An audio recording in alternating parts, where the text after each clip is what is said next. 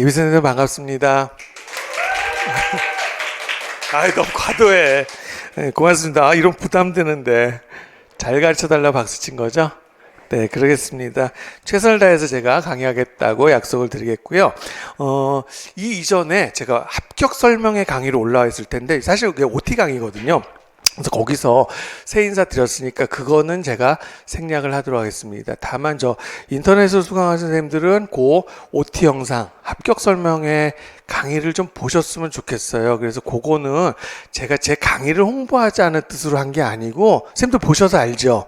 그래서 거기서 해드린 거는 공부에 바람직한 자세하고 그 다음에 또 좀 효과적인 학습법이 있다면 제가 그거를 조언을 해드렸어요. 그래서 그걸 보고 오시면 수업 수강하는 게 훨씬 더 좀 도움이 될 거라고 생각을 합니다. 그래서 제가 그 부분 오늘 좀 줄이고 가급적 줄이고 빨리 수업을 들어가려고 그래요. 그래도 일단 올해 강의 시작이니까 안내를 살짝은 제가 해드리도록 하겠습니다. 그래서 일단은 PPT 요 화면이 첫 화면이 좀 우스꽝스러운데 그래서 요 설명 드릴게요. 제가 이것도 해드렸는데요. 제가 전에 합격하신 선생님이 이런 말씀을 해줬어요. 저하고 같이 공부해서 제일 좋았던 점이 머리가 좀 커지는 느낌이었대요. 그래서 나도 그 생각은 안 했었거든. 근데 그럼 그게 내 수업의 좀 장점이겠구나라고 생각을 해서 아예 그냥 노골적 그 선생님이 이렇게 해주셨어요. 그래서 머리가 커지는 공부하자고 알겠나요? 네, 그래서 이 대머리가 저 탈모 얘기하는 거 아니에요. 그다음 두 번째 올인원이라는 거는 하나에다가 그러니까 이게 이론 강의인데 이론만 있는 게 아니고 문제풀이도 들어와 있어요. 그래서 올인원이라고 이렇게 이름을 붙여봤습니다. 자, 그래서 제가 이제 올해 강의 이제 저 좀 떨려요. 사실은 기대가 되고. 마찬가지야. 입장 바꿔봐. 그래서 제가 무슨 말로 시작을 할까 이렇게 고민을 했는데 제가 합격 설명회 때는 어떤 말씀 드렸냐면 줄탁동시라는 말씀을 드렸거든요. 이게 무슨 뜻인지 알죠? 그러니까 계란 안에서 병아리가 막 쪼아대고요. 밖에서 또 어미닭이 쪼아대잖아요. 그러니까 어미닭은 저예요. 그래서 제가 선생님들 곁에서 선생님들 공부를 도와드릴 거고요. 그 다음에 또 여러분도 부지런히 깨라 이거죠. 그렇죠? 그래서 절대로 제가 선생님들 실력이 부족하다고 탓하지 않겠습니다. 그래서 실력이 부족하더라도 충분히 따라올 수 있도록 그렇게 수업을 준비해 올게요. 그러니까 선생님들은 제가 거의 이유식 수준으로 해드릴 거예요. 알겠어요? 그러니까 뱉지만 말라고. 알겠나? 매년, 아니야, 진짜로. 매년 강의 어렵다라고 그 뱉는 선생님 진짜 안 어렵거든요? 그런 선생님이 일부 있어요. 근데 올해는 진짜 그런 선생님이 한 분도 안 계셨으면 좋겠다라는 말씀 드리고 싶습니다. 그래서, 줄탁동시란 말씀을 제가 드렸잖아요. 그래서 제가 고민을 했어요. 그래서 요렇게 한번 시작해 보려고 그래요. 이거 선생님들의 공부 자세와도 관련이 되거든요. 그래서 아까 제가 살짝 읽어보라 그랬죠. 그랬더니 선생님들 요거 읽더라고. 수하고 석. 수석하시라고. 그런 뜻이 아니고, 적이에요. 저기 무슨 적자냐면 물방울 삼수변이죠. 물방울 적자에서 물방울이 돌을 뚫는다 이런 뜻이에요. 그래서 무슨 뜻이냐면 큰 노력이 좋을 것 같은데 그게 아니라 작은 노력, 물방울이에요. 작은 노력이 끈기 있게 꾸준히 지속이 되면 결국은 목표를 달성할 수 있다 이런 뜻이거든요. 그래서 선생님들도 그 믿음을 가지고 하셨으면 좋겠고 말이 쉽지 않은 거 저도 잘 알거든요. 그러니까 결국 우리가 공부를 최소 10달 이상을 해야 되잖아요. 근데 과정이 즐겁지 않으면은 그 목표를 달성하기 좀 쉽지 않습니다. 그러니까 평상시 공부하실 때 그렇게 그게 뭐냐면 공부가 좀 즐거운 거라고 좀 생각을 했으면 좋겠어요. 그래서 제가 다음으로 준비된 멘트가 요거예요. 근데 이게 동의하기 어려운 선생님들도 있을까요? 근데 이렇게 좀 생각을 해줬으면 좋겠습니다. 그래서 그 과정이 즐거워야 목표 달성이 훨씬 더 쉬워지는 거라고 생각하고 그 다음에 저도 선생님들한테 일방적으로 그러니까 공부 재밌고 즐거운 것을 강요하지 않겠습니다. 저도 즐거운 공부가 되도록. 그러니까 일단 이 강의는 유익한 강의를 전달하기 위해서 노력을 해야 되지만 그래도 지루하지 않게 만들어 드리려고 최선을 제가 다하도록 할게요. 그래서 공부를 선생님들도 의무라고 생각하지 마시고요. 공부 즐거운 거다라고. 나중에 우리 교사가 된다는 게 그거잖아. 애들한테 공부가 제일 즐거운 활동이다라고 얘기를 해야 되잖아요. 그래서 그렇게 생각을 해주셨으면 좋겠네요. 됐나요? 네. 그래서 자, 간단하게 그 합격 설명에서 제가 소개를 했는데 그래도 제 강의 간단하게 제가 소개하도록 하겠습니다. 그래서 올인원 이제 그 의미는 말씀 안 드려도 되겠죠. 그죠? 그러니까 자, 이거야. 제가 이제 인문지리부터 강의를 시작할 건데요. 저도 자연지를 사실 더 좋아해요. 그리고 자연지리 공부가 편해요.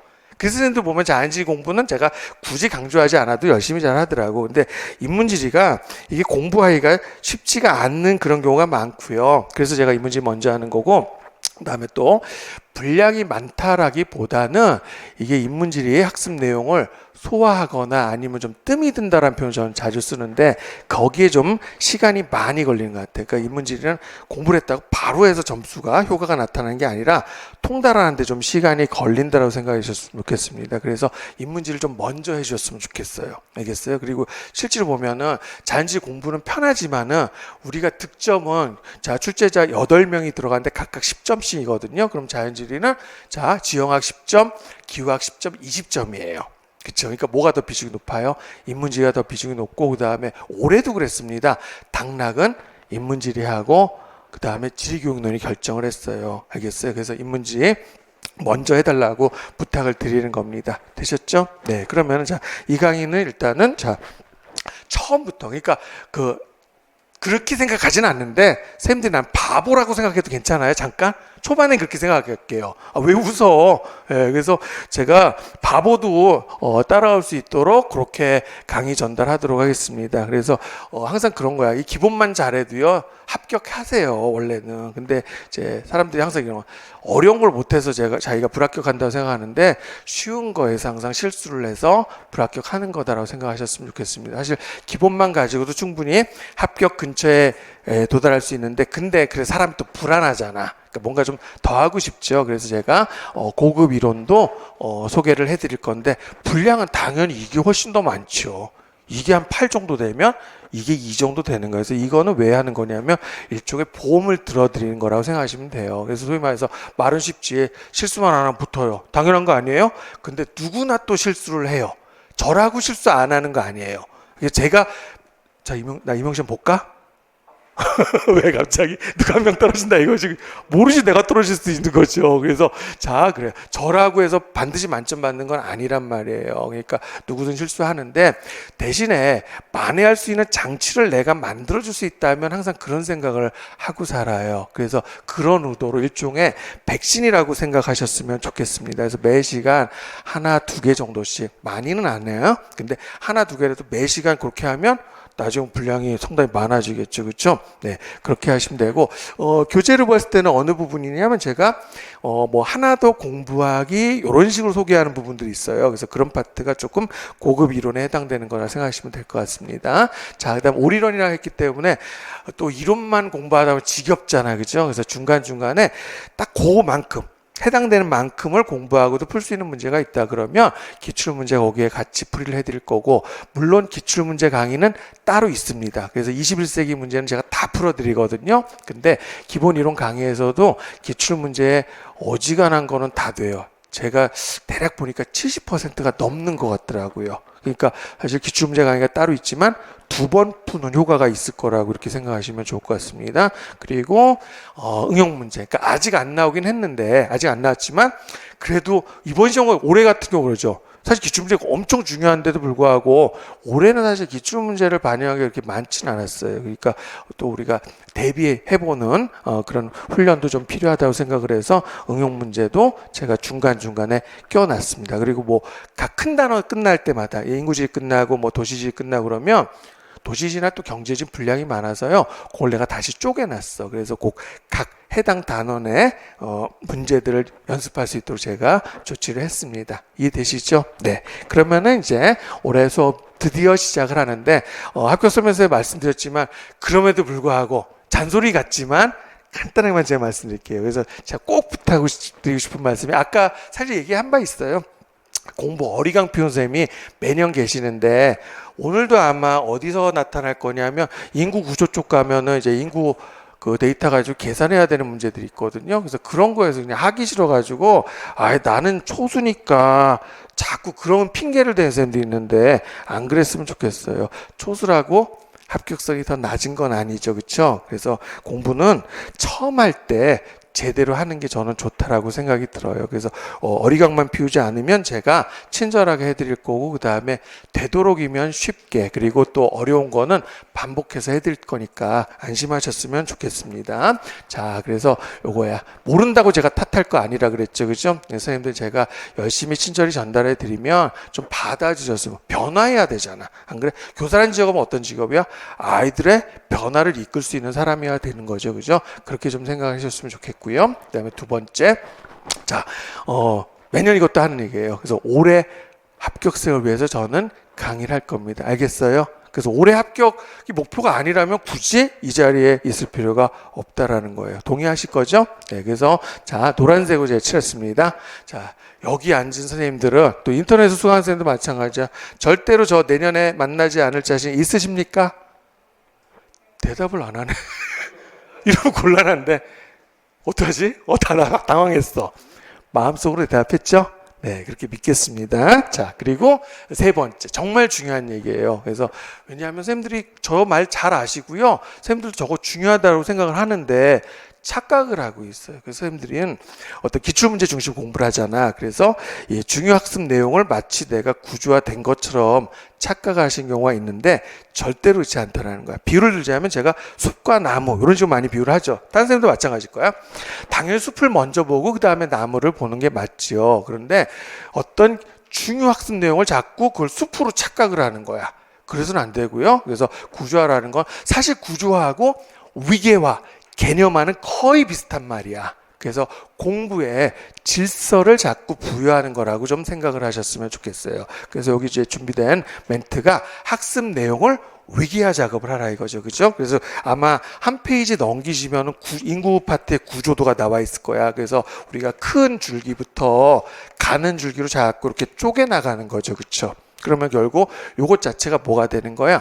질서를 부여하는 거잖아. 그치? 그래서 이 위계화 작업을 구조화를 하는 거고요. 그러니까 항상 공부를 하실 때요, 질서를 부여하시면 돼요. 알겠나요? 그래서 요거 합격 설명회 때도 제가 얘기했어요. 네, 그래서 자, 선생님들 보통 왜 이런 식의 표현을 썼냐면 이거에 길들여져 있어. 항상 선생은 가르치고 여러분은 그냥 복습만 하는 거야. 복습인데 배운 거를 안 까먹으려고 요약 정리 암기하고 기억력에 의존한 습관이 돼서 그렇게 하지 마시고요. 선생님들이 요거야. 자, 이 말이 와닿지 않을 수도 있고 막연하게 느껴질 수 있단 말이에요. 근데 발산적사가 뭐냐면 제가 항상 주문하는 게 누구를, 자, 뭘 배우잖아요. 그럼 누구를 가르친다라고 가정을 하고 한번 공부를 해보세요. 질서가 없으면 절대 못 가르쳐요. 그래서 배운 것들을 이렇게 위계화 작업을 해야지 비로소 그때 가르쳐 줄 수 있는 거예요. 요즘에 제가 2차 지도하면서 정말 많이 느껴요. 매우 쉬운 내용인데도 전달을 잘 못하는 이유가 바로 그런 거고, 선생님들이 끊임없이 얘기하는 게 뭐죠? 선생님 저는 인출이 안 돼요. 이거 있잖아. 질서 없이 학습이 돼서 그렇게 된 거라고 생각하시면 됩니다. 알겠나요? 네, 그러면 자, 요게 바로 큰 거를 작은 것으로 자꾸 쪼개나가는 요 공부, 요런 질서를 부여하는 거를 우리가 발산형 학습 내지는 발산적 사고를 하는데 가끔 이렇게 해드리면 질문이 들어와요. 선생님, 어디까지 쪼개야 돼요? 그건 답이 없죠. 무한대로 쪼개질 수도 있죠. 그럼 또 의문이 되는 게 있지. 선생님, 그럼 정리는 언제 하나요? 여기 답은 뭘까요? 이렇게 계속 대답하고 정리 언제 할래요? 할 필요 없어요. 왜냐면 이거 이미 정리하고 있는 거야. 그러니까 선생님들, 자, 제 노트북이 좀 그런데 안 보여줄래? 바탕화면. 내 급하면 바탕화면에다 막 문서를 저장해 놓거든? 그럼 나중에 이거 정리하려고 하면 짜증나. 그래서 어떻게 돼? 다 몰아가지고 몇 월 며칠 폴더에 가서 하나에다 집어넣잖아. 근데 애초에 귀찮아도요, 처음에 폴더를 만들어 놓는 거야. 단원별로 또는 주제별로. 그 다음에 거기에다 자료 입력하면 따로 정리할 필요가 없는 거죠. 그러니까 애초에 정리하면서 가는 거예요. 발산형 학습이라는 거. 그러면 이제 이해되죠. 선생님들이 혹시 공부전 경험이 있다면 왜 내가 인출이 안 됐을까 한번 다시 돌아보는 계기가 됐으면 좋겠습니다. 알겠어요? 그래서 이렇게 하면은 따로 인출해서 애먹리는 절대 없을 거라고 제가 장담을 하겠습니다. 신뢰가 가십니까? 네, 그렇게 올해는 한번 시도를 좀 하셨으면 좋겠어. 그래서 제가 자, 이 말이야. 이미 했으니까 이 말은 제가 생략해도 될 것 같고, 그래서 그냥 구조도를 원래는 제가 작년까지는요, 이거 선생님들한테 그냥 맡겼거든. 왜냐하면 내가 만든 거야, 이거는. 내가 공부한 거지. 선생님들이 공부한 게 아니잖아. 그래서 선생님들이 스스로 만들었으면 좋겠다는데 안 하더라고. 그래서 제가 예시로 만들어 드린 거예요. 그래서 꼭 이거에 이것대로 하실 필요는 없고요. 저는 선생님들이 더 잘 만들 수 있을 거라고 생각을 해요. 알겠어요? 네, 그래서 일단은 인구지 공부를 또 처음 시작하는 선생님들이 있으니까 제가 예시로 만들어진 거고 한번 참고를 해서 선생님들이 공부하고 비교도 해보셨으면 좋겠어요. 알겠나요? 다시 한번 강조하면 인출이 안 되는 게 아니라 잘못된 방식으로 입력이 됐기 때문에 인출이 안 되는 거라고 생각하시면 돼요. 알겠죠? 네, 자, 그래서 이제 당부의 말씀 다 끝났습니다. 소 잃고 외 한 칸 고친다. 이게 이제 왜 제가 이 말을 드리냐면 보면은 이런 거야. 기출문제 중심으로 딱 공부를 했어. 그죠? 근데 항상 여기에서 어긋나는 부분들이 생겨. 매년 이런 식으로 계속 공부 내용이 부과가 되잖아. 이게 뭐야? 비율도자면 소 잃고 외 한 칸 고치는 거가 되겠죠. 그죠? 그래서 올해 공부는 절대로 소 잃고 외 한 칸 고치지 마시고요. 왜 저런 일이 계속 벌어지냐면 공부를 조금이라도 덜 하려고 그래서 그래요. 알겠어요? 그러니까 처음에 할 때 제대로 하세요. 처음 할 때 조금이라도 덜 하려고 그러면 공부의 속도가 안 붙고요. 그 다음에 제가 설명회 때 이 말씀 드렸어요. 눈덩이 효과, 스노우볼링 효과죠. 처음에 공부를 자 요만큼 하는 거야. 그러면 여기 시간이 지나도 여기 눈이 잘 안 묻어요. 근데 처음에 요렇게 해놓는 거야. 그럼 그때는 똑같은 1시간을 공부해도 눈 많이 붓는 거죠. 그죠? 그러니까 처음에 많이 할 생각하세요. 오히려 나중에 가서 많이 하려고 하지 말고 처음에 많이 하는 게 수험 기간을 줄이는 최고의 전략이라고 생각을 하셨으면 좋겠습니다. 네, 동의하신 걸로 생각하고 그러면 이제 마무리해야 될 것 같아요. 그래서 저는 자 가끔 오해를 받는데요. 많이 가르쳐 준다라고 생각해 주면 저는 사실 개인적으로 고마워요. 근데 이 불가능한 거예요. 다 가르쳐 드릴 수 없어요. 제가 열심히 가르치려고 하는데 강의고 저 1년 해봤자 200강도 안 돼요. 그죠? 예, 그러니까 꼼꼼히 해드리려고 하지만 제가 많이 가르친 사람은 아니고요. 그 다음에 이거야. 그냥 지식만 전달하는 사람 아니라는 그런 말씀 드리고 싶어서 그렇지. 항상 맥락을 부여해서 또 질서를 같이 드리려고 노력을 합니다. 알겠나요? 그래서 선생님이 그거 잘 받아주시면 좋겠다 그 말씀 드리겠습니다. 그리고 요건 인터넷 수강하신 선생님들 위한 거예요. 그러니까 가끔 매년 해도 오해를 하시더라고. 너네 미안해. 여러분 제 전화번호 다 알죠? 그러니까 인터넷 수강 선생님들 요거 전화 적으시고요. 제가 뭘 하냐면 그 카톡방을 그래서 쪼개놨어요. 사실은 좀 연령대가 있으신 분들도 있어. 저 우리 육아하시는 어머님들도 계세요. 그래서 그 방 따로 있고 또 N수생과 N수생끼리 이렇게 해놨거든. 그래서 매주 아직은 시작 안 할 거예요. 제가 올해 설 지나고부터 시작을 하겠습니다. 알겠어요? 그래서 매주 카톡 퀴즈를 보통 아무리 안 해도 제가 한 작년에 보니까 한 주도 안 걸렸더라고. 그래서 보통 2번씩 되더라고요. 그래서 그 카톡 퀴즈를 합격 설명 때 말씀드렸는데 좋은 점, 이거 굉장히 공부에 효과 줍니다. 그래서 꼭 그 퀴즈를 맞춰야지 되는 게 아니야. 알겠어요? 그리고 작년의 경우에 정말 제가 바라는 바가 딱 하나 이루어졌는데 제일 많이 틀린 학생이 이번에 성적 제일 좋았어요.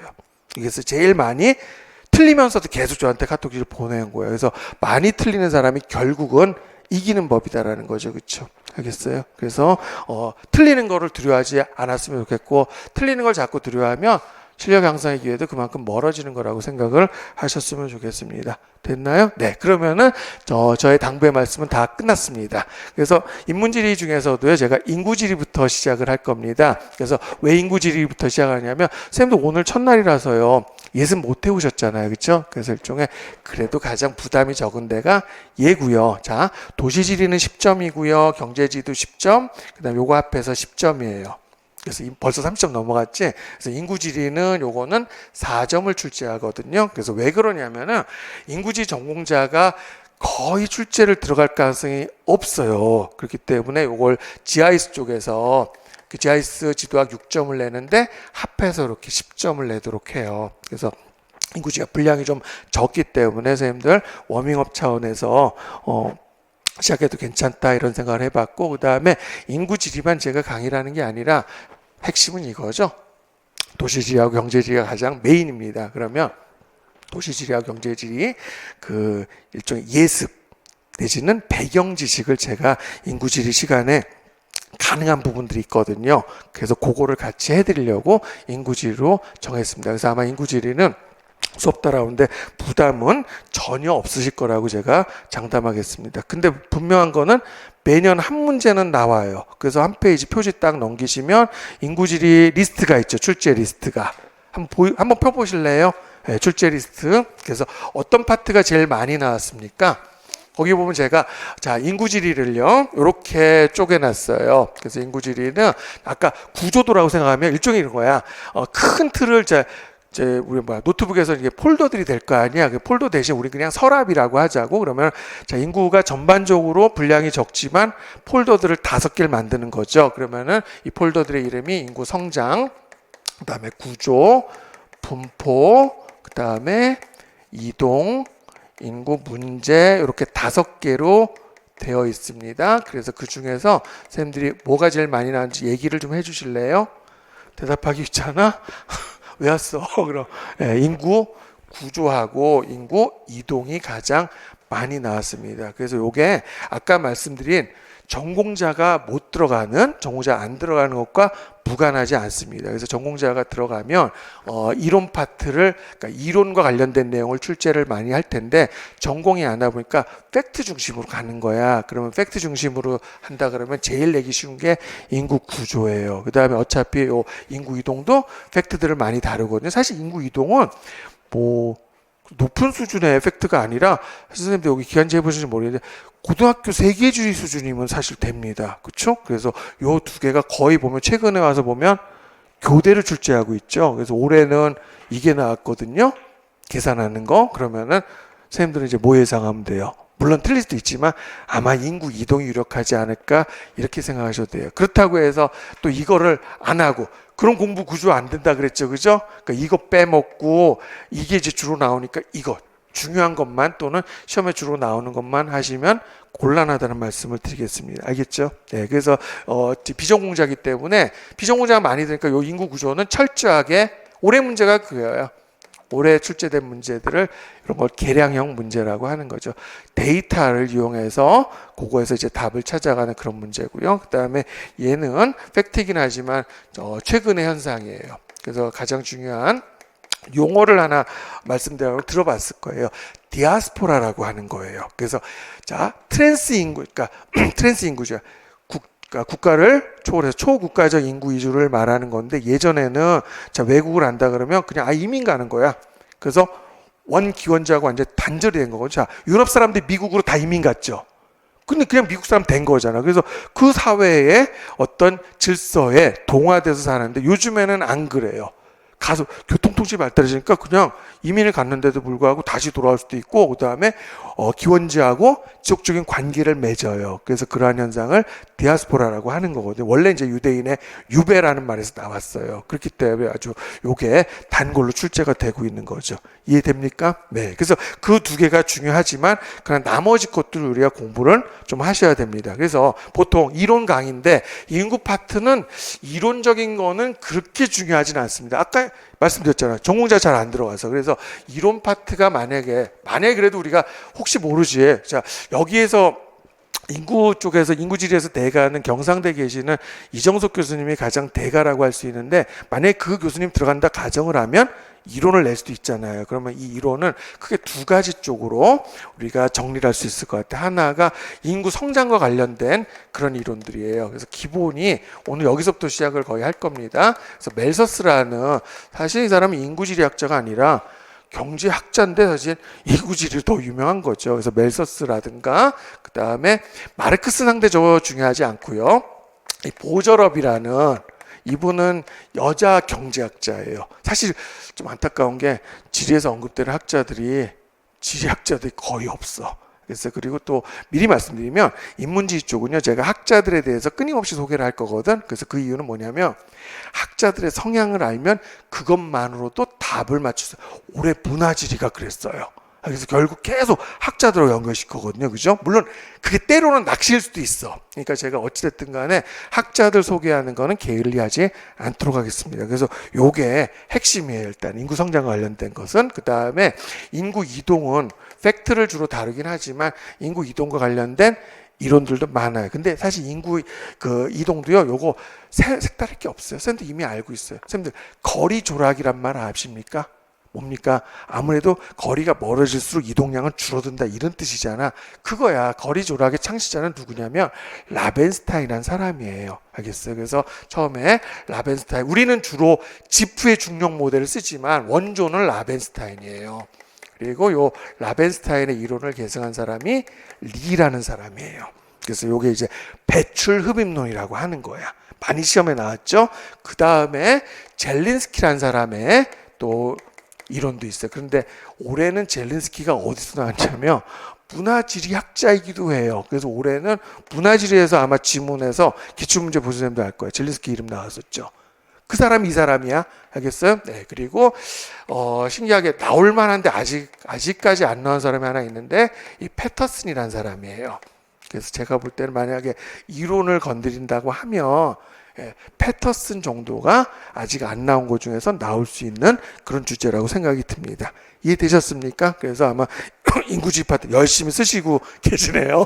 네, 쓸 시간 나중에 이따 쉬는 시간 줄게. 그래서 수업에 좀 더 몰입을 해주셨으면 좋겠다 말씀드리고요. 그래서 이론 파트는 다행히 도시지리나 경제지리에 비해서는 이렇게 부담스러운 내용은 없을 거라고 생각이 들어요. 됐나요? 네. 그러면은 자 이제 뭐부터 하면 될까요? 인구 성장부터 하면 되겠죠, 그렇죠? 그래서 제가 첫 수업이라서 긴장한 거 보입니까? 긴장 안 한 것 같지? 아니야. 근데 엄청 긴장해서 제가 딱 물 한 모금만 먹고. 그러니까 일단 전반적인 이 인문지리에 대한 오리엔테이션 제가 다 한 거잖아요. 그러면은 잠깐만 끊었다가 인구 성장 교재 1쪽부터 강의를 하도록 하겠습니다. 네, 계속하겠습니다. 이제 본격적인 수업이라고 생각하시면 좋을 것 같아요. 자, 교재 1쪽 펴면은 첫 번째 주제가 인구 성장이죠. 그래서 인구 성장 파트는 요거는 이론적인 내용이 있는데 그렇게 부담스러운 이론은 아니라 그랬어요. 그래서 자, 공부해야 될 거를 먼저 언급을 해드리면요. 첫 번째가 자, 인구 변천 모델이라고 나와 있을 거예요. 그래서 그렇게 어려운 내용 아니고 이 인구 변천 모델은 고등학교, 중고등학교 이제 지리교과서에도 수록이 돼 있습니다. 하나도 어려운 거 아니죠? 네, 그 다음에 두 번째, 요 출산력은, 사망력은 안 중요한데, 출산력은 요거는 좀 봐주셨으면 좋겠어요. 왜 그러냐면, 계량형 문제가 많다 그랬죠. 그죠? 이게 중요해서가 아니라, 문제 출제가 용이하거든요. 그래서 출산력은 꽤 잘 출제가 됐다라고 생각하시면 좋을 것 같아요. 그 다음에 순수 이론에 해당되는 게 멜서스예요. 그리고 또 학자가 마르크스가 있지요. 그죠? 근데 상대적으로 마르크스보다는 시험 문제는 요 멜서스하고 보저럽하고 비교하는 거. 그래서 요 세 가지 선생님들 신경 쓰시면 된다라고 말씀을 드리겠습니다. 됐나? 네. 그러면 그 중에 첫 번째가 인구 성장 단계 내지는 인구 변천 모델입니다. 그래서 요거는요, 자, 수학적인 공식을 가지고 만든 게 아니라 주로 선진국의 경험적 통계예요. 알겠어요? 첫 번째, 자, 인구 변천 모델이죠. 그래서 인구 성장 모델 해도 되고 인구 변천 모델 이렇게 그럼 한번 쓰도록 하겠습니다. 이게 이제 4단계를 구성되는 거고 해본 적 있을 거야. 사실 선생님들 수능 보기 전에도 이거 공부한 적 있었죠. 그죠? 열심히 외웠잖아. 다산다사 이거. 그래서 자, 그 용어가 중요한 건 아니라고 먼저 말씀드리겠습니다. 첫 번째가 다산다사야. 많이 낳고 많이 죽는다 이거죠. 그럼 요 단계는 보통 산업화 이전, 전 근대 사회를 의미하는 거죠. 그렇죠? 그래서 자, 요때는 많이 낳고 많이 죽었으니까 인구 증가율은 높을 수 없는 거죠. 됐나요? 그래서 보통 초기 정책이 이런 식으로도 부릅니다. 우리나라를 여기다 적용하면은 대략 조선시대라고 보면 되겠죠. 조선 후기 영종조 때 인구가 대략 한 750만으로 추정을 하거든요. 근데 영종조에서부터 일제강점기까지 그게 한 200년 되잖아. 그 200년 동안 인구가 2배가 안 늘었어요. 한 일제강점기 들어갈 때가 한 1200, 1300만 정도 되거든. 그러니까 인구 증가율은 굉장히 낮았던 단계가 되죠. 그러니까 얘는 시험 문제 낼 가능성이 없는 거지, 그치? 그러니까 두 번째 단계가 자, 많이 낳는 거 습관이잖아. 네, 그런데 사망률이 낮아지는 단계죠. 그래서 요거는 소사가 아니라 변한 거를 강조하기 위해서 보통 이렇게 쓰죠. 다산, 감사라고. 그래서 요게 이제 유럽으로 친다면은 요때가 주로 산업화 초기에 해당되는 거라고 생각하시면 돼요. 그래서 우리나라의 경우에는 일제강점기가 딱 여기에 들어온다고 생각하시면 돼요. 아까 들어갈 때 35년이잖아. 그래서 1200, 1300만이었거든. 1200에서 1300만 명으로 시작을 해서 1945년인 거 어느 정도냐? 2700에서 2800. 2배 조금 더 늘었네. 35년 동안에. 알겠어요? 그래서 보통 요 시기를 뭐라고 얘기를 해요? 폭발적 인구 증가의 시기라고 얘기를 하는 거죠. 됐나요? 그래서 큰 어려움 없고 시험 문제 제일 잘 나오는 단계가 바로 뒤에 연습 문제 있을 거야. 요걸 물어봤었죠. 그래서 폭발적 인구 증가의 단계. 됐나요? 네. 그러면은 자, 우리 아직 강의 초반부니까 이런 것들도 배경지식 차원에서 그다음에 감 잡는데 도움이 될 수 있다고 생각해서 간단하게 한번 물어보겠습니다. 요거 폭발적 인구 증가라고 했는데 요 폭발적 인구 증가는 1년 연인구 증가율로 따졌을 때 어느 정도 되는 걸까요? 객관식으로 해볼까? 1번 100%, 2번 50, 3번 25, 4번 15, 5번 2%. 대답하기 싫어. 왜 비읍주죽이지? 그 다음 내가 얘기할게. 그럼 답답해. 2%. 별거 아닌 것 같죠? 그죠? 아니요. 이게 굉장히 높은 수치예요. 왜냐하면 이제 문이과 장벽이 거쳤대요. 그래서 선생님들 있잖아요. 다 수포자인데 이러지 마세요. 이과 애들도 가르쳐야 되는 거야, 결국. 그래서 매년 자, 이자율이 2%일 때 이거 계속 거듭 제곱하는 거죠. 복리라 그러잖아. 그랬을 때 기억납니까? 고등학교 때 요거 계산했던 거? 그러면 원리금 합계 2배 이상 되는 거, 요 n값 맞추는 거 하잖아. 그치? 바로 안 하고 우리 양변 이렇게 10g 비슷한 거, 요거 기억나요? 다 까먹었지 벌써, 그지? 예, 그래서 로그라고 읽는 거야. 예, 로그 취합에 요 n값이 35가 나와. 됐어요? 즉 35년 지나면 매년 이자율이 2%여도 2배가 되는 거야. 그래서 쉽게 말해서 한 세대 정도 지나면 인구가 더블 된다 이거야. 그래서 그 상태를 폭발적 인구 증가라고 규정을 한 거야. 이게 잡아. 항상 용어들은 보면은 용어가 관념적이죠, 일단. 그리고 추상적이기도 하고 때로는 모호함을 주거든. 그러니까 항상 선생님들 공부하실 때요. 이런 것들을요. 구체화시키는 그 훈련을 좀 했으면 좋겠어, 항상. 그러니까 만약에 선생님들 자 이거야 애들 가르치는 거야 발령받아가지고 그래서 열대기후지역에서 열대기후지역은 연중 고온 다습하며 이렇게 가르쳤는데 갑자기 애가 손들고 선생님 고온이 몇 도예요? 그러면 순간 맡길 수 있죠, 그죠? 이거 규정 있게 없게 있어 이거. 뭐 그걸 최하늘이 18도씨 이상 이렇게 할 거야? 예, 그래서 연평균이 보통 한 25도 내외인 평균적으로 기온이 25도 내외인 상태를 고온이라고 우리가 규정을 한 거야. 그러니까 마찬가지로 폭발적 인구 증가도 얼마야? 연 인구 증가 2% 이상이야. 그래서 그래프 보면은 실제 문제들 보면 그걸 가지고 따져보면 조금 막연하더라도 선생님들이 금방 이거는 폭발적 인구 증가로 볼 수 있구나. 그런 감이 올 거다라는 거지.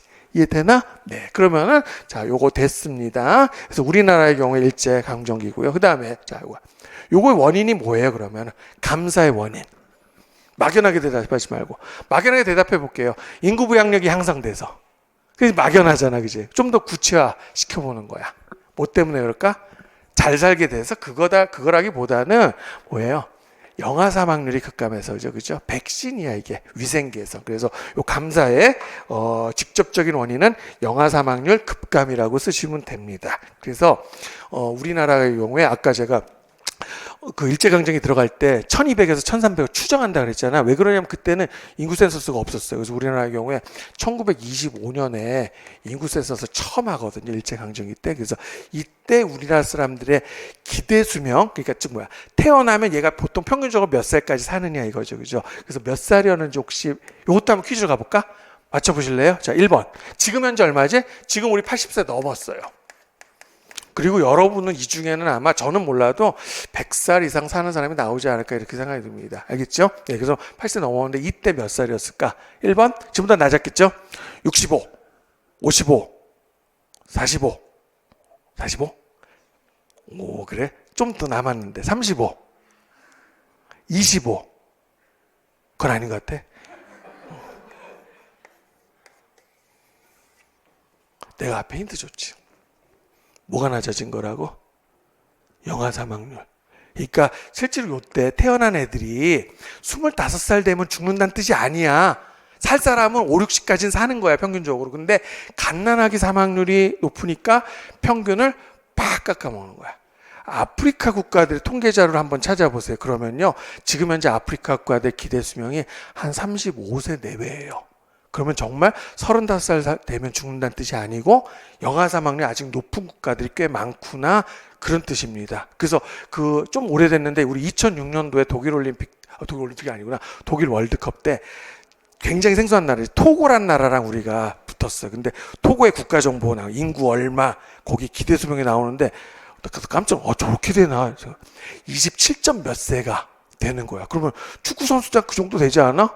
예, 그럼 전반전 끝나면 다 죽냐 애들이? 예. 그거 아니잖아요. 그죠? 그런 뜻이에요. 그래서 이게 영아 사망률 급감이 결국 자산 감사의 직접적 원인이야. 그래서 그거는 위생 개선 그리고 백신의 보급이 되는 겁니다. 알겠습니까? 자, 그러면 제일 잘 나오는 2단계 됐어요. 그러면은 1단계는 이거 인구 문제 생긴 게 아니잖아. 여기서는요. 여기서는 인구 문제 생긴 거죠. 예, 부양 부담이 증가한 거니까. 그래서 어떻게 돼? 죽일 수는 없으니까 요거를 줄여야 되죠. 그래서 감산으로 들어가는 거지. 감산. 그리고 사망률이 낮아진 상태에서 그대로 유지가 되는 거야. 그래서 제가 빨간 걸로 쓴 이유는 이제 잘 아실 겁니다. 오케이? 네, 그럼 요게 애들 많으니까 살기 힘들다. 그래서 애들 적게 낳는 건 아니고 대체로 개입을 하죠, 국가가. 그래서 요게 이제 산업화가 진행되는 단계고요. 우리나라 치면은 1960년대 말부터 한 1980년대까지 가족계획의 시대라고 하잖아. 그래서 요거는 인위적인 산하 제한의 단계가 되겠습니다. 그래서 우리나라 이제 교과서에도 많이 그 포스터라든가 표들 나와 있잖아요. 그죠? 그래서 하나씩만 나와도 뭐 삼천리는 초만은 아마 본 적 있을 거예요. 뭐 무서운 핵폭발, 더 무서운 인구 폭발. 이게 1983년도인데 그 해가 우리나라 인구가 4천만을 넘었었거든. 그래서 그 해 1등 상탄 포스터야. 내 나이가 나오는데 저희 어렸을 때는 그런 거 많이 해서 그런 거 가지고 상 주고 막 그랬습니다. 이해됐죠? 네. 그러면은 자, 네 번째 식입니다. 요거는 이제 특별한 변화가 있는 게 아니라 요게 시간이 지나면 저절로 이렇게 가는 거야. 이제 선진국 단계가 되죠. 소사가 되는 거고, 그러면 요거는 이제 소위 말해서 후기 산업화 단계가 되죠. 그래서 요 시기에 정리를 하면은 아마 총인구 면에서는 여기가 제일 많아. 네. 인구가 많다는 걸 강조하는 게 아니라 뭐를 강조하는 거지? 더 이상 늘지 않는다라는 거. 그래서 이게 인구 절벽 내지는 인구 감소를 경험할 수 있겠다라는 거죠. 그래서 우리나라도 결국은 이미 인구 절벽된 거 아세요? 2020년 통계부터 감소한 걸로 알았어요. 그리고 아마 작년 통계는 아직 발표 안 하거든. 올해 중에 발표를 할 텐데 2020년보다 인구가 더 많이 출생자 수 한 30만 내외고 사망자 수가 지금 30만 훨씬 넘어가거든요. 네, 그렇게 된 거라고 생각하시면 좋을 것 같습니다. 이해됐죠? 네, 그러면은 자, 인구 변천 모델 공부 다 된 거예요. 그래서 자, 정리를 하면 얘는 선진국의 경험적 모델이고요. 엄격한 수학 공식 아니라 그랬죠. 그죠? 그래서 주로 출생률하고 사망률 관계. 이게 지금 출생률, 사망률을 언급한 거잖아요. 그죠? 그걸 가지고 만들어낸 포괄적인 자료라고 생각하시면 좋을 것 같습니다. 됐나? 네. 그러면 자, 교재 아래로 내려오면요. 요 도표가 일단 있을 거고요. 따로 제가 설명 안 해도 되겠지. 그러면 그 다음에 이제 그래픽 자료가 있을 거야. 이 중고등학교 교과서에도 비슷한 자료들 많이 있을 겁니다. 그러면 자, 출생률이 먼저 줄어들어요. 사망률이 먼저 줄어요. 일단 설명할 수 있어요. 사망률이 먼저 주는 거죠. 그 다음 출생률. 여기에 안 나온 게 딱 하나가 있네. 뭐는 빠져 있나요? 그러면 출생률에서 사망률 빼면 뭐가 되지? 그게? 인구의 자연 증가율이 되겠죠. 그건 없네. 그럼 인구의 자연 증가율 표시하라면 요거 빼기 요거 하면 되잖아. 어디가 제일 높아요? 2단계 막바지가. 그래서 요거 하나만 추가해놓으라고 할 수 있죠. 그렇죠? 이런 식으로 그려놓으면 되잖아. 그래서 거기 하나 선생님들이 적당히 채워놓으시면 돼요. 그래서 저거는 인구의 자연 증가율이 되겠네요. 됐나? 네, 그래요. 그러면 자, 요 인구 변천 모델에서 딱 하나가 남았습니다. 아직은 시험에 안 나왔는데 제가 볼 때는 우리나라 참 나는 기평 문제 가지고 이걸 당나가는 건 별로 동의하지 못하겠지만 기평 문제 굉장히 선호하시죠 교수님들이. 그래서 기평 문제로 충분히 출제가 될 수 있는 부분이 한 페이지 넘기시면은 충족성과 적시성이라는 용어예요. 그래서 그 용어 정도는 선생님들이 익혀두셨으면 좋겠습니다. 그래서 이게 이제 무슨 뜻인지 제가 설명을 하도록 하겠습니다. 그러니까 요거는 인도를 가지고 이 이제 인구학자들이 이 말을 만들어낸 거야. 그러니까 자, 인도는요. 우리나라가 가족계획이 1960년대 후반이거든. 근데 인도는 1952년부터 시작이 됐어. 산하 제한 정책이. 근데 실패했어. 알겠어요? 그래서 인도는 왜 실패했을까라는 거야. 그러니까 기본적으로 자, 애를 적게 낳으려면 가치관, 자, 애들은, 자, 부모 입장에서요, 농업사에서 애들은 많이 날수록 유리하죠. 얘들이 노동력이고 내 노후에 대한 보장이잖아. 알겠어요? 그러면 애를 적게 낳으려면 애가 이게 내 재산이 아니라 거꾸로 책임이라고 느낄 수 있는 그 가치관의 변화가 일어나야 되거든? 그럼 가치관의 변화가 일어나려면 소득이 해결이 돼야 돼요. 알겠어요? 근데 그러니까 결국 자, 산하 제한 정책이 성공하려면 뭐예요? 소득이 거기에 따를 수 있느냐 그 생각을 한 거지, 그지? 첫 번째 그거를 뭐라고 얘기하는 거야? 충족성의 문제라는 거예요. 출생률의 감소를 가져올 만한 가치관의 변화가 있으려면 소득 증가, 즉 경제 발전이 있어야 되는데 인도 그렇지 않았잖아. 알겠어요? 그래서 그거를 충족성의 문제라고 하는 거고, 그 다음에 두 번째 적시성의 문제입니다. 자, 뭐라고 써 있어요? 거기에 사망률이, 그러니까 여기에 사망률을 능가할 만큼 출생률의 감소가, 사망률 계속 감소하잖아, 그죠? 근데 출생률이 증가하면 안 되지, 그지? 그러니까 결국 출생률 감소가 따라잡아야 되는데 적절한 타이밍에 그게 있을 수 있느냐 이거지, 그치? 그래서 이 두 가지를 생각을 한다 그러면 이 인구 변遷 모델을 개도국에다 적용을 하면 맞아 들어가요, 안 맞아 들어가요? 안 맞아 들어간다는 뜻이에요. 알겠어요? 보통 인구 변遷 모델을 비판하는 그 근거가 충족성하고 적시성의 문제입니다. 알겠습니까? 그래서 매우 중요한 용어라고까지는 아니겠지만 그래도 선생님들이 뭐 충분히 출제 가능한 거니까 같이 해두셨으면 좋을 것 같아요. 됐나? 네. 그래서 자, 결국은 인도가 산하 제한 정책이 실패해서 어떻게 오늘날도 가난한 나라 같은데 사실 인도 입장에서는 그렇게 생각 안 한대요. 인도는 선진국 사람들 니네 이러다가 망해 이랬는데 오히려 산하 제한 정책 실패해가지고요 더 잘 됐다라고 생각을 실제 뭐예요? 세계 최대 인구 유출 국가죠. 알겠어요? 예, 그래서 미국 책 그 베스트셀러 중에 하나가 인디언이 몰려온다라는 책이야. 이거 오해하면 안 돼. 아메리칸 인디언이 아니라 인도 사람이야. 자, 원래 잘 봐. 인도뿐만 아니라 인도가 지금 중국보다 살짝 인구 적은 것 같죠. 근데 원래 파키스탄도 같은 나라였지. 스리랑카, 스리랑카 빼버립시다. 파키스탄하고 방글라데시만 해도 18억이에요.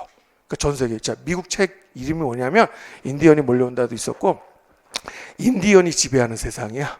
알겠어요? 반응이 별로 공감이 잘 안 되나 봐. 그래서 산하 제한 실패가 오히려 요즘에 그러잖아요. 우리 인구가 국력이라고 요즘에 생각이 좀 달라졌어. 그래서 인도가 아주 맹위를 떨치는 거 아닙니까? 그래서 소위면서 인도 사람들이 미국 실리콘밸리를 장악했죠. 그리고 미국에 사는 인도 사람들은요 학력이 엄청 높아요.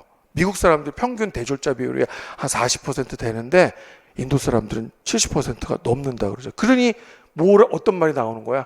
인디언이 지배하는 세상이란 말이 나올 수도 있는 거죠, 그렇지? 알겠습니까? 그래서 인도는 산하 제한에 실패해서 더 잘된 케이스라고 얘기를 많이 합니다. 됐습니까? 네. 자, 그러면 그래서 결국 남부아시아 인구 유출을 가지고 또 올해 사실 경제지 쪽에서 나왔는데 많이 틀리셨다. 두뇌 유출이 바로 그거예요. 인도 사람들 나가는 거 가지고 거기에다가 그래서 처음에 이거 우리 인도에서 자꾸 고급 인력이 나가는데 두뇌 유출 아닌가 그랬는데 요즘엔 생각이 좀 달랐죠. 어차피 또 올 거다 이거지. 두뇌 뱅크란 말도 생겼어요. 미국에 지금 잠깐 맡겨놓은 거야. 인도는 또 그렇게 생각하더라고요. 그죠? 그래서 우리 인도를 좀 더럽고 지저분하고 인구만 많은 그런 못 사는 나라로 생각할지 모르겠지만 그런 건 아닌 것 같습니다. 그래서 우리 중국하고 인도에 대해서 조금 우습게 안 봤으면 좋겠어. 우리나라 사람들 보면 중국 사람들 너무 싫어하는 건, 속으로 싫어하는 건 괜찮은데 되게 무시하잖아. 뭐 짱깨라 그러고. 우리 큰일 나, 안 돼요. 중국은, 일본은 무시해도 돼. 그래서 거기 다 됐어. 근데 중국은 조심해야 됩니다. 됐나? 네. 자, 그러면은 밑으로 내려가면 뭐가 나오냐면 우리나라 인구 성장이에요. 그죠? 그래서 우리는 비교적 선진국 모델을 따릅니다. 근데 차이점이 있다 그러면 우리가 한국 전쟁을 거쳤죠. 그죠? 그래서 조금 다른 게 이때 사망률이 들었다가 전쟁 끝나고 출생률이 아주 급증하는 시기가 있었습니다. 그래서 그거를 대체 1950년대에서 60년대 얘기하는 거지. 제 1차 베이비 붐식이라고 하는 거고요. 사실 그게 선생님들한테 굉장히 좋은 쪽으로 왔어요. 알아요? 우리 요즘에 티오. 애들은 학령 인구 점점 줄고 있는데 티오는 계속 늘고 있죠. 영원히 늘지는 않아. 그래서 올해까지만. 그래서 왜 그러냐면 58년객이란 말 많이 들었을 거야. 이분들이 62세가 되는 게 2020년이었죠. 그러니까 요거는 어디 그래서 2025년까지는 그래도 조금은 늘 수 있다라고 생각이 돼요. 근데 이 시기 지나면 분명히 감소하니까 그렇게 많이 남은 건 아니에요. 그래서 가급적이면은 올해 합격할 수 있는데 합격을 미루진 않았으면 좋겠습니다. 이 덕을 보고 있는 거죠, 지금. 그래서 여기가 지금 베이비붐 1차 베이비붐 세대들이 은퇴를 하는 바람에 TO가 줄지 않는. 알겠나요? 그래서 뭐 학급당 인원수를 줄이는 것도요 굉장히 한계가 있어요, 그죠? 그렇게 생각해 주시면 좋겠고, 그다음에 요거는 중고등학교 교과서에도 이런 식으로 연습 문제가 있어요, 그죠? 그래서 아주 쉬운 거니까 설마 이해 못하면 안 되지? 이거는 그냥 때 안 쓸게. 그냥 한번 불러보세요. 일제강점기가 바로 다산 감사의 시기죠, 그죠? 네, 그러면 뭐 때문에 이렇게 된 거야? 결국 요거야. 백신 보급이죠. 근대학의 보급. 애들 예방접종. 어렸을 때 홍역 같은 거. 그래서 기억 뭐가 낮아진 거야? 영아 사망률이 급감한 거죠. 그렇죠? 네, 첫 번째는 그냥 사망률 이래도 상관없습니다. 두 번째, 자, 한국전쟁으로 사망률이 급증하고요. 그다음에 자, 뭐가 증가해 그러면은 출생률이 늘어나겠지, 당연히. 됐고, 그다음에 왜 가족 계획의 시대네요. 그러면은 디귿은 뭐라고 쓰면 돼 이번에는? 소산 아니지? 감산 소사 단계가 되는 거고, 네 번째는 소산 소사 이렇게 하시면 되겠네요. 된다? 네, 그러면은 자, 요게 이제 2017년도의 기출 문제입니다. 자, 인구 성장이지만 사실상 계량형 문제죠. 그러니까 인구 전공자가 낸 건 아니다라는 거야. 그래서 충분히 맞출 수 있을 것 같아. 그래서 요 내용은 몇 단계를 얘기하는 거야? 제시된 지문은 2단계를 설명하고 있죠. 그래서 제2단계 하시면 되고, 그 다음에 이때 나타나는 사망률과 출생률의 주요 특징인데, 참 올해 시험 채점이 너무 그지같이 돼서 솔직히 올해 시험 기준으로 다 뭐라고 쓰면 될까? 그냥 다산 감사 써도 맞게 했을 거야, 올해는. 근데 항상 그렇게 되진 않거든요. 그러니까 거기에다 좀 살붙여서 선생님들이 조리 있게 한 줄 반이 항상 답안은 서술형 문제 기본은 한 줄에서 한 줄 반이라고 생각하시고 살붙여서 쓰시면 돼요. 그래서 제가 뭐라고 해놨어요? 초기 확장단 출생률 높지요. 예, 근데 예방의학의 보급으로 인해서 사망률이 급감하는 단계 이렇게 하시는 게 가장 좋은 답이라고 생각이 들고, 그래도 다산감사 써도 맞게 할 가능성이 높죠. 근데 그거를 지금부터 기대하지는 않았으면 좋겠어요. 알겠어요? 풀어 쓰는 게 훨씬 더 좋은 거잖아요. 됐나요? 네. 자, 그러면 그 다음 페이지로 넘어가도록 하겠습니다. 첫날이라서 속도가 그렇게 나진 않을 거예요. 선생님들 워밍업 제가 자꾸 시켜드리려고 하는 거야. 그럼 잠깐 요거 놔두고요. 자, 그 윗부분 먼저 보겠습니다. 세계 인구 성장이라는 부분인데, 인구 성장률 계산하는 건 뭐 기본이죠. 그죠? 그래서 어떻게, 여기 보니까 P1분의 P2 마이너스 P1 뭐 이거는 뭐 간단하지, 그지? 곱하기 100 이렇게 해놨잖아. 근데 이미 요것 자체에 뭐가 숨어 있냐면, 쌤들 싫어하는 말인데 미분법의 원리가 들어가 있는 거야. 알겠어요? 아, 이상하게 날 쳐다보지 마세요. 아니, 이거 되게 중요한 거. 왜냐하면요, 여기에 지금 뭐라고 돼 있냐? P1이 이렇게 돼 있지? 연항인구라고. 알겠어요? 어떻게 돼 있어? 아, 맞네. 둘 다. P2도 그렇고, P1도 그렇고. 그러니까 이거야. 올해 인구하고 내년 인구를 비교해서 인구 증가가 얼마나 됐냐면, 연항 인구를 기준으로 한다 이거야. 그래서 이 연항 인구가 일단 무슨 뜻인지 먼저 이거를 물어보겠습니다. 어렵지 않아. 연항. 1년. 앙은 가운데야. 1년의 중앙의 인구야. 즉 6월 30일이나 7월 1일 가지고 해요. 그래서 왜 그러냐 이렇게 생각해 보세요. 인구가요 500에서 1000 이렇게 되는 건 상관없는데 어떤 경우에 연초에 인구가 빵명일 수도 있잖아. 알겠어요? 빵명에서 막 1000명이 된다고 해봐. 그러면 이거 분모를 뭘로 잡아야 돼? 잘하면 무한대가 나올 수 있죠?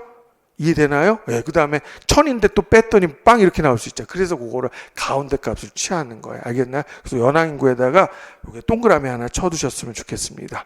이해되죠? 그죠? 네, 그래서 1년 중에 중앙의 인구를 가지고 하는 거야. 그렇게 해야지, 자, 이쪽에서 이렇게 뺀 거하고 저쪽에서 이렇게 뺀 거하고 달라지지 않은 거야. 알겠어요? 그래서 가볍게 그거 하나만 제가 주의로 환기해 시키도록 하겠습니다. 그래서 그 아래 내용, 자, 한번 볼게요. 요거는 이제 중고등학교 교과, 선생님들 아마 세계지리 가르치실 가능성이 높죠. 그죠? 네, 그러면 거기에도 이제 제시된 경우가 많은데, 최근 거잖아요. 그래서 2020년. 그래서 내가 재밌었던 게 재작년이었는데, 77억 7,700 요거 뉴스에 나오더라고. 세계 인구 중에서 77777로 끝나는 애 태어난 거 가지고 막 박수 치고 막 그러다고 완전 럭키 세븐이잖아. 알겠어요? 그래서 지금은 아마 78억이 살짝 넘어갔을 거예요. 그래서 대략 세계 인구가 한 80억 정도 된다는 거고. 오케이. 그리고 요즘 작년 문제 보니까 이런 생각이 들어요. 아주 유치한 문제도 많잖아. 이것도 요거 대륙 가려버리고요. 대륙 맞추라고 낼 수도 있잖아. 근데 와, 그럼 우리는 뭐 이딴 걸 내 이럴지 모르겠는데 교수들은 이 새끼들 맞춰놓고 얘기하라고. 그래서 일단 어디가 1등이야? 그 정도 되죠. 요것만 놔두고 얘기하겠으나 아시아가 1등인 건 알지? 대략 얼마? 세계 인구 한 60% 된다 그러잖아. 그러면 봐. 80억이라 지금 86, 48, 한 47, 8억 되는 거죠. 2등이 어디예요?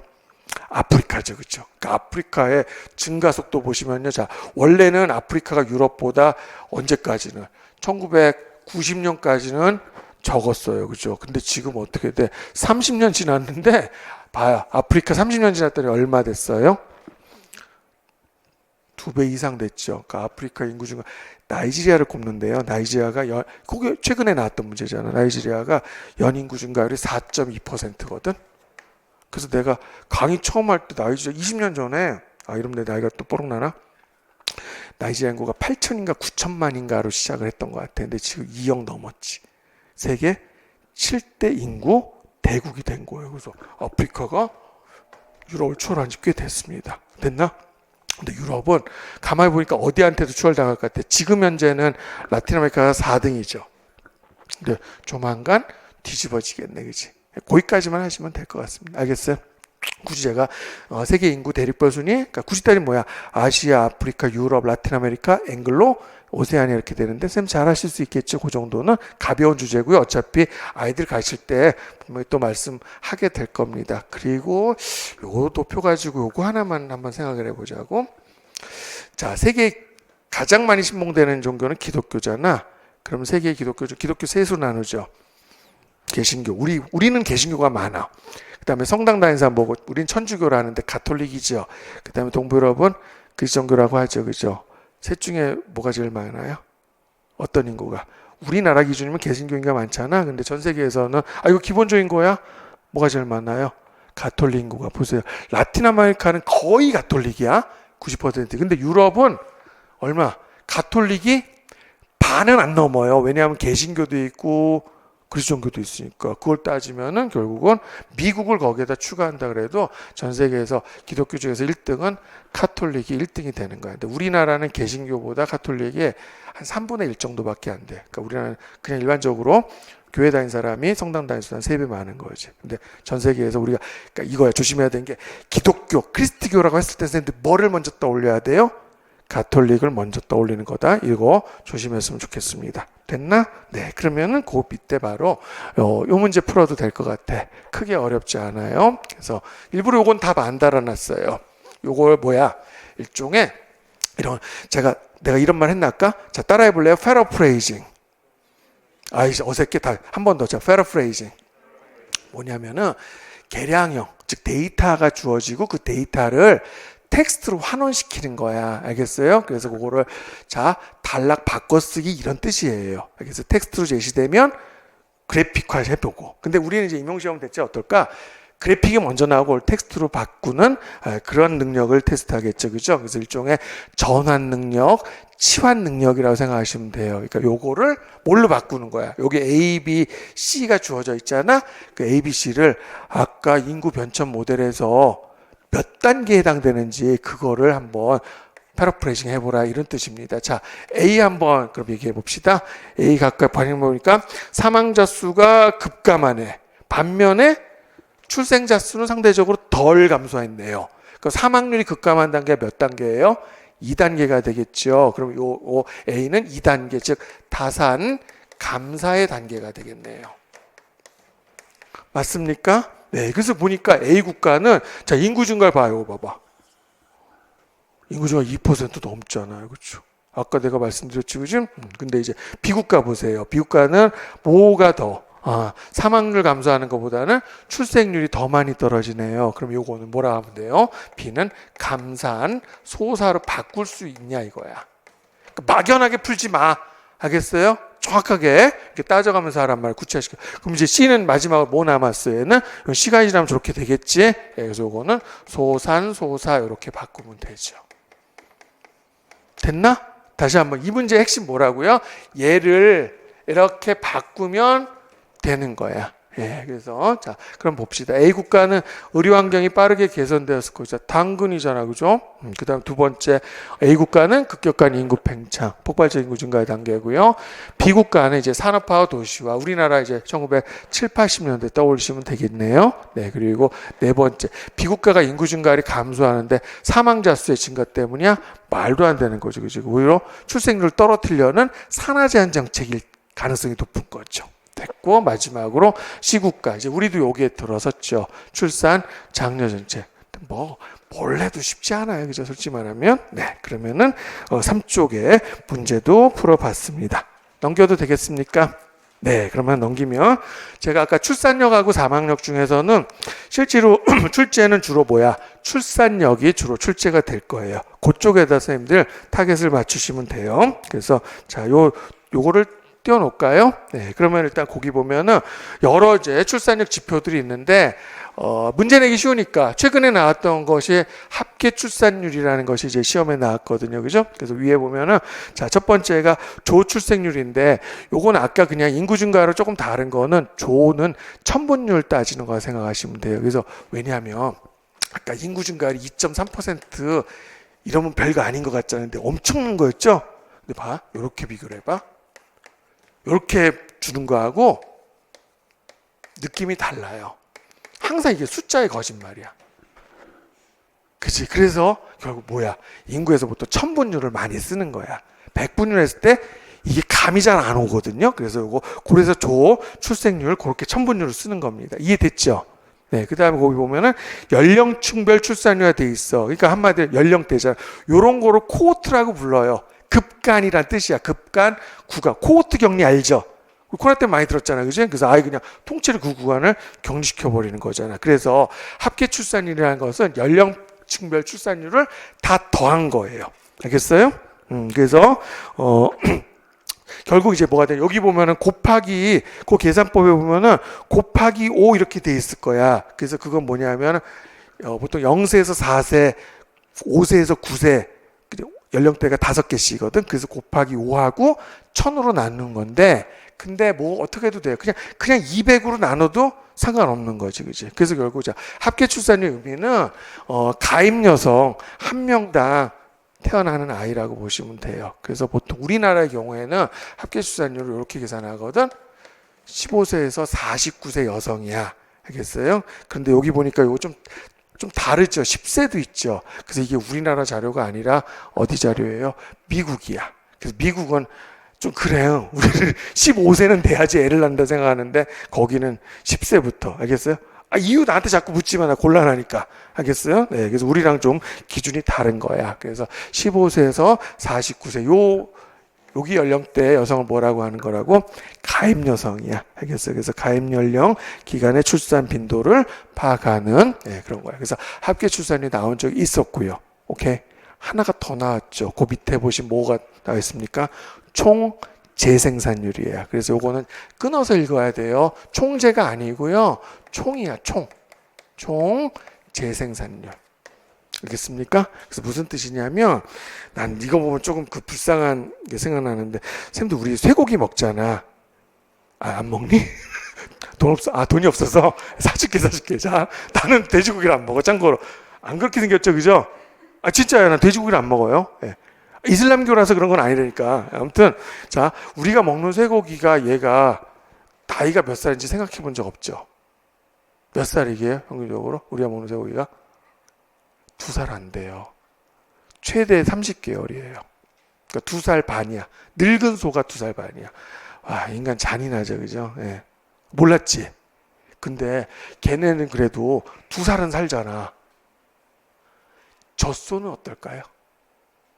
젖소. 그럼 젖소가 암컷만 태어난 게 아니잖아. 젖소도 암놈이 나오고 순놈이 나오잖아. 암놈 우유를 생산하니까 놔두는데 젖소는 순놈 태어나면 이게 더 슬프다 이거야. 무슨 말인지 알아요? 그거의 원리라고 생각해요. 왜요? 여자가 계속 재생산을 하는 거잖아. 알겠나요? 그래서 요거는 결국은 뭘 따지는 거야? 여자아이의 비율을 따지는 거라 생각하면 아주 간단해요. 내 말 이해돼요? 네. 그래서 이거는요, 그냥 그 밑에 있는 문제를 가지고 하는 게 훨씬 더 편할 것 같아. 그러면 자, 합계 출산율이 1.4인데 성비가 90이래요. 그러면 성비는 자, 뒤에 또 나오지만 남자 여자 비율인데 뭘 기준으로 하죠?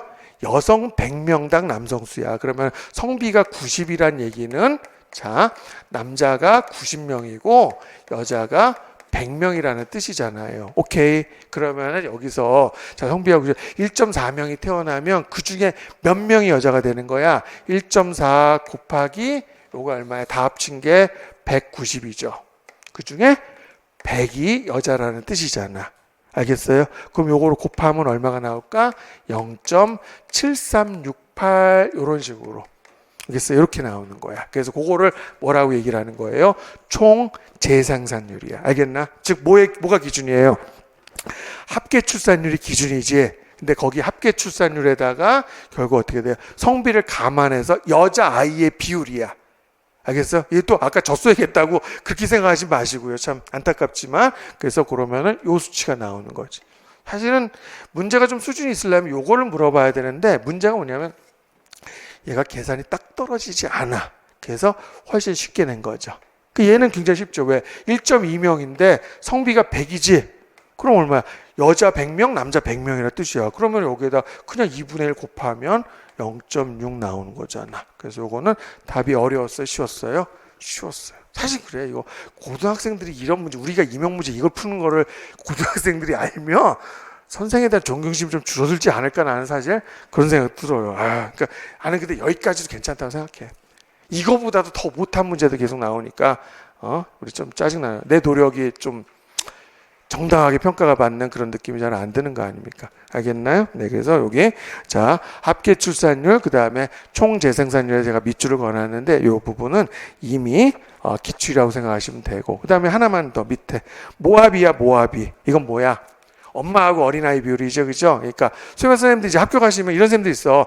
지금 육아하시는 선생님들은 내년에 그냥 합격해서 육아휴직부터 쓰신다고. 그렇죠? 그래서 출산하고 대체 육아휴직 언제 써요? 애가 뭐 고등학생쯤 됐는데 저 육아휴직 할래? 이거 아니잖아요. 그러니까 그렇게 생각하시면 되지.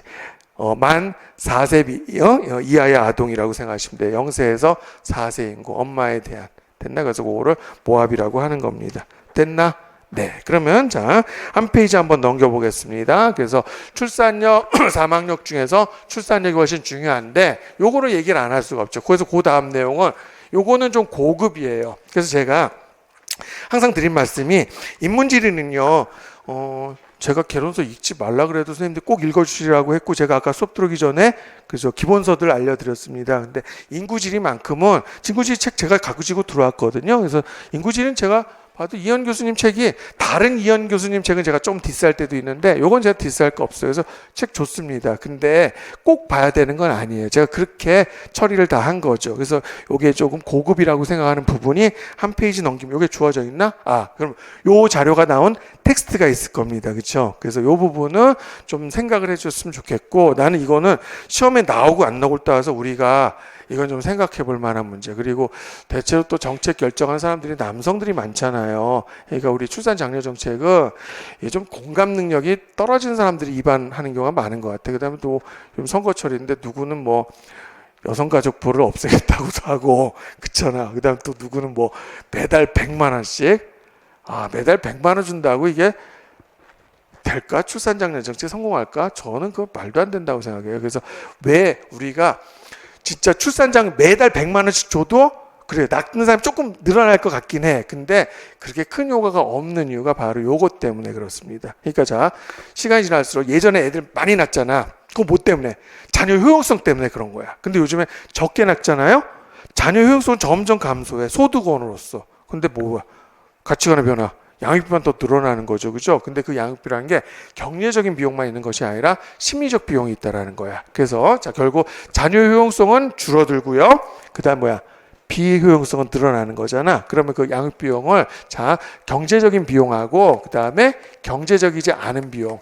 심리적 비용으로 이렇게 둘로 쪼갤 수가 있다라는 겁니다. 이 심리적 비용이라는 거는 저는 아직 경험 못했어요. 솔직히 고백하면. 근데 알 것 같아. 우리 집에 고양이가 대신 있거든. 그래서 고양이 아기 때 내가 되게 힘들었어.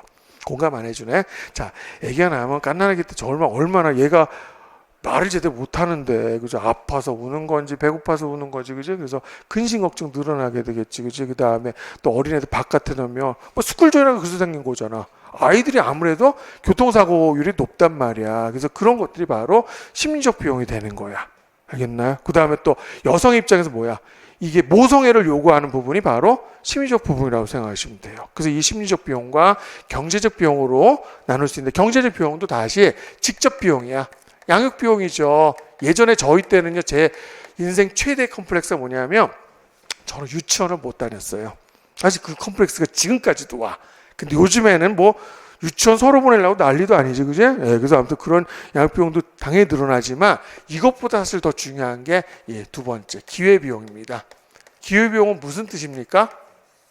무엇을 선택함으로써 포기되는 가치가 되겠죠, 그렇죠? 그래서 특히 요거는 여성 쪽에, 물론 남성도 해당될 수 있지만, 요즘엔 뭐 남자들도 육아휴직 하라 그러지만 사실 여자가 더 많잖아요. 그러면은 이 기회비용이 특히 어떤 경우에요?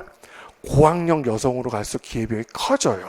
왜냐하면 양육하는데 내 일자리를 포기해. 소위 말해서 우리나라는 뭐지? 이게 경단녀 문제지. 경력 단절 여성이 되는 거잖아요. 그래서 고학력일수록 어떻게 돼? 여성은 실제로 고학력일수록 혼인율이 떨어져요. 내가 좋은 일자리를 놔야 되는 거 아니야, 그렇죠? 네. 그 다음에 또 뭡니까? 애 키우면 높은 수준의 생활이 아니라 생활 수준이 떨어질 수 있죠, 그렇죠? 네. 그렇게 포기되는 가치들이 많다라는 거야. 그러면 여기다가 자, 양육비 정부에서 지원한다고 해서 얘가 성공할 수 있겠어요? 이거 쉽지 않지. 이거는 너무 여성 입장에서 한 번도 생각을 안 한 거죠, 그죠? 안 그렇습니까?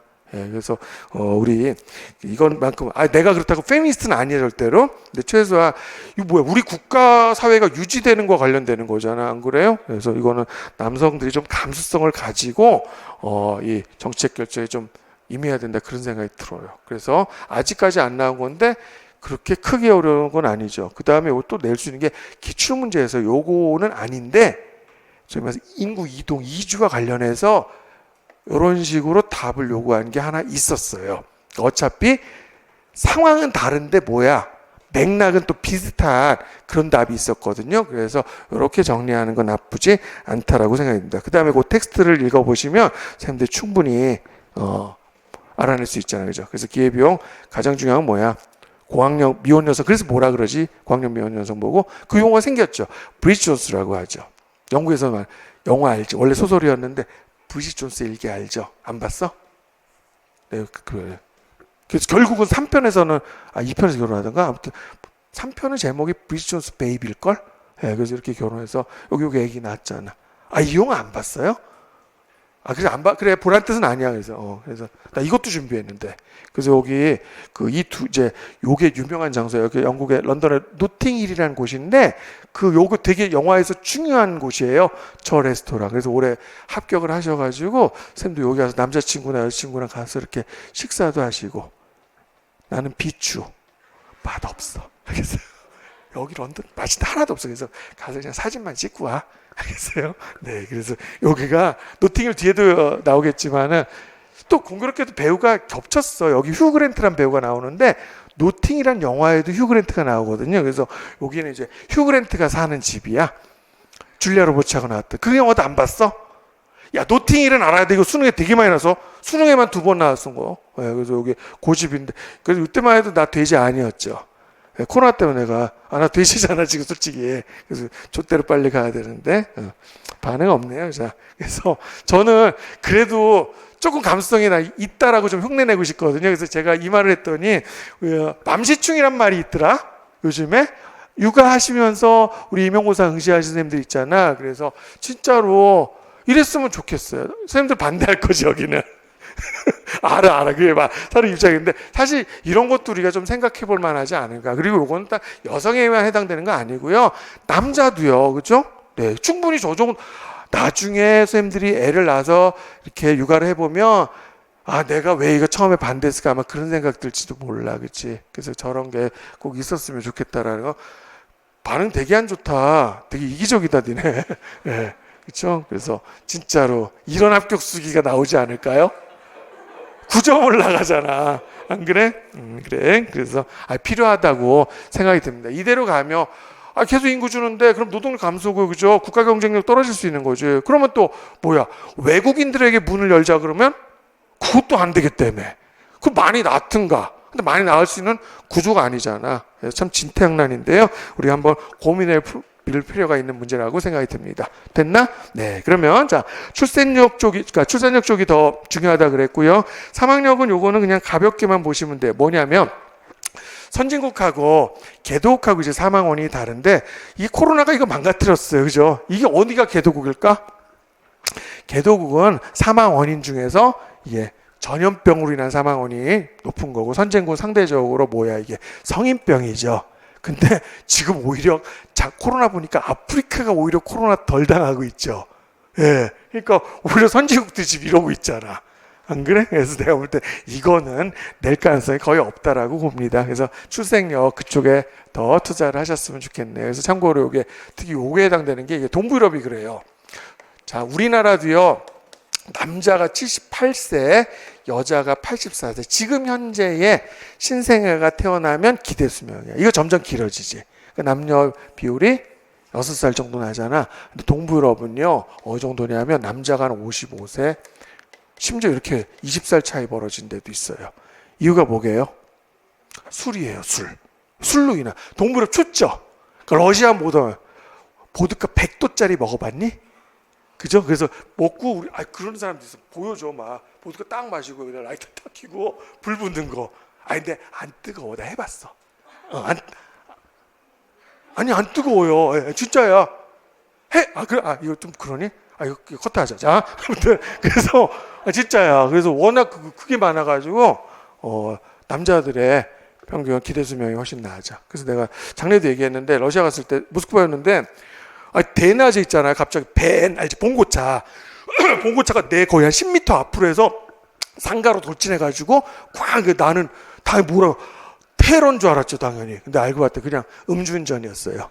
예, 진짜 많아. 너무 추우니까. 예, 그래서 우리나라 음주운전 물론 당연히 안 되죠. 근데 저쪽하고는 게임도 안 되는 것 같아. 네, 그래서 3학년 가볍게 보셔도 될 것 같습니다. 저렇게 해서 첫 시간이 이 정도면 일단 한번 끊었다 가야 될 것 같아요. 그래서 우리 인구 성장 파트를 아직은 조금 남았어요. 그래서 첫날이니까 좀 이해를 해주세요. 그래서 인구 성장 이론과 관련된 거는 잠깐 우리 쉬는 시간 하고 멜서스가 가장 중요한 누구라 그랬어요? 보저럽이라 그랬죠, 그죠? 예, 그 내용 보도록 하겠습니다.